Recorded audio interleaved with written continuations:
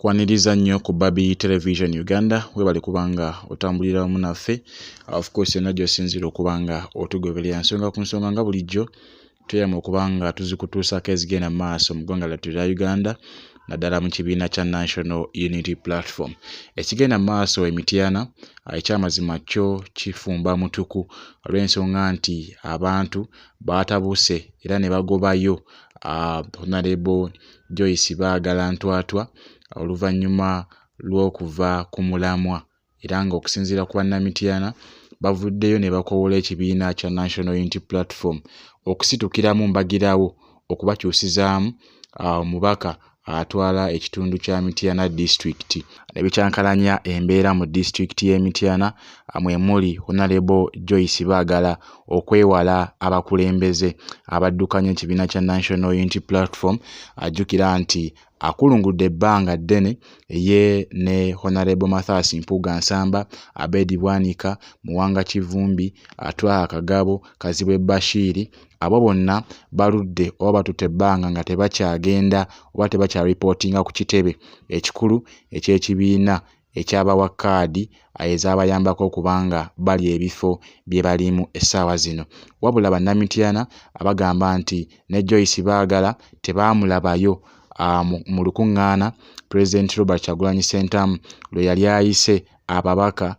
abali ku kaadi y'ekibiina kya National Unity Platform mu Palamenti. Era okusinziira ku bannamityana bagamba nti singa ekibiina kya National Unity Platform tekivaayo ne kitukiramu mbagirawo okutereeza ensonga zino butereevu akalulu akaddako aka 2026 tebagenda kubanga baddamu kuwa Joyce Baagala akalulu kaabwe nti waakiri bajja kubanga abakawaamu owa NRM. Joyce Baagala yali mu kibiina kya DP era akalulu ka 2016 yakalimu nnyo era reesi yagirimu ne Judith Nabakooba eyali ku kaadi ya NRM wabula ye Baagala Joyce yali ku kaadi ya DP era kyekibiina kye yasookamu mu 2016 wabula teyasobola kubanga awangula kalulu. Egyo emyaka 5 bwe gyaggwaako mu kalulu akaali kabindabinda mu mwaka gwa 2021 Joyce Baagala yatambula butereevu n'agenda mu kibiina kya NUP n'akisaba kimuwe kaadi abeerenga agenda okukiikirira ekibiina kya National Unity Platform nga Woman MP oba omubaka omukyala agenda okuba nga akiikirira ekibiina kya National Unity Platform mu district ey'e Mityana. President Robert Kyagulanyi Ssentamu n'akakiiko ka National Executive Committee akatambuza ensonga z'ekibiina kya NUP ne katuula bukubirire ne katunula mu nsonga eyo era bwe kati olw'okubanga Joyce Baagala baali bamulabamu obusobozi ne basooka bamuwa kaadi eno asobole okuvuganya ku ntebe asobole okubanga overtakinga obanga awangula owa NRM Judith Nabakooba. Okusinziira ku byava mu kalulu aka 2021 Joyce Baagala ne owa NRM yali amanyiddwa nga Judith Nabakooba akalulu kano kakwatibwamu era okusinziira ku byava mu kalulu byalaganga owa NRM Judith Nabakooba we yali awangudde Joyce Baagala ate nga ekituufu kyaliwo nti Joyce Baagala yali awangudde akalulu ako n'olw'ensonga eyo ne bagenda mu kkooti eyakulungula ebbanga eryawerako era okusinziira ku ebyo ebyaliwo mu mwaka gwa 2021 ekibiina kya National Unity Platform nga kikulembeddwamu abakulembeze baakyo kubanga David Lewis Lwongoya yaliwo nnyo okuyimirira ku lwa Joyce Baagala we yali mu kkooti ng'awera ennemba ne Judith Nabakooba okumunyagululako obuwanguzi bwe obw'ekifo kino eky'obwa Woman MP yali awangudde ekifo ekyokukiikirira Mityana District mu Parliament. Oluvannyuma lw'enkiiko nnyingi nnyo mu kkooti ezaatuula wabula akazito akamaanyi nnyo akateebwawo abakulembeze ne balooya ab'ekibiina kya National Unity Platform n'obukakafu obwali bulaga nti Joyce Baagala ye yali awangudde akalulu kano baasobola okubanga basalawo bamuwe ekifo kye era bw'atyo n'alangirirwa okubanga omubaka omukyala eyawangudde akalulu ak'okukiikirira abantu b'e Mityana district. Kino kigenda mu maaso nga Zaake Francis Butebi awangudde ekifo ky'obwa Member of Parliament mu Mityana Municipality. Era Zaake Francis Butebi, President Robert Kyagulanyi Ssentamu, David Lewis Rubongoya nga kossa ne bannamateeka b'ekibiina kya National Unity Platform bayiwawo omubiri okulaba nga Joyce Baagala retaininga ekifo kye yali awangudde ekyali kimubbiddwako omubaka wa NRM Judith Nabakooba. We yawangula n'alayizibwa era bw'atyo n'atandika okuba nga akiikirira abantu b'e Mityana district mu Parliament. Wabula okusinziira ku ebyo byagenda maaso n'ebyo bye twerabiddeko n'amaaso ku mitimbagano kiraga nga enkwatagana wakati wa Joyce Baagala n'ekibiina kya National Unity Platform bwetandise okuba nga esasika. Era okusinziira ku ebyo bye tulabako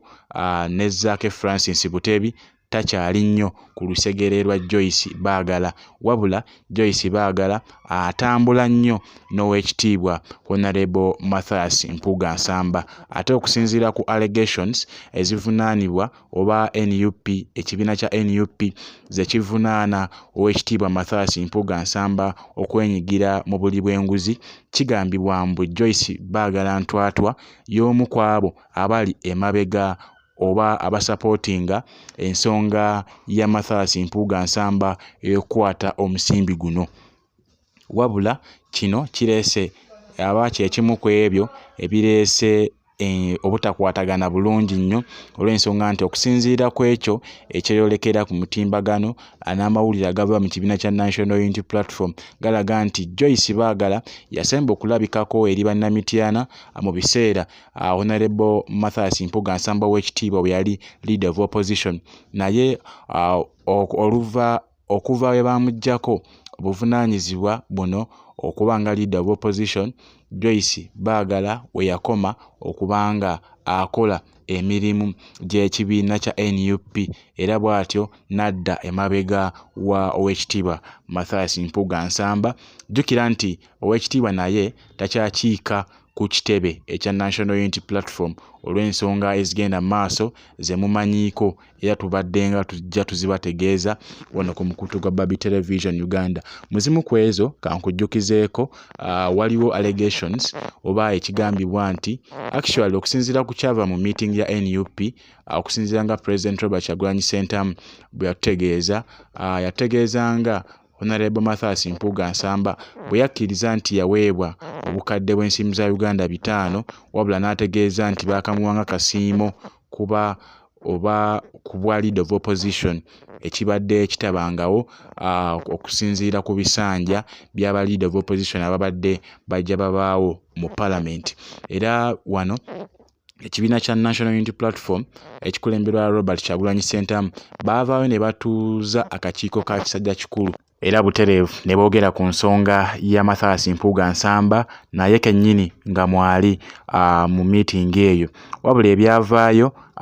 President yategeezaako nti yakkiriza nti yali omusimbi guno wabula ne bamusaba asobole okuba ng'akola bino ebintu 3 wammanga olw'ensonga nti yadde yazirya nti era akkiriza nti zaamuweebwa wabula kye yakola ekyo kyali kikontana n'amateeka ekibiina kya National Unity Platform kwe kitambulira. Era President Robert Kyagulanyi Ssentamu n'amusaba akole bino ebintu 3 wammanga. Ebyava mu meeting eyo yali alina okuba nga azzaayo omusimbi ogwo nga okusaba we kwali kumusabiddwa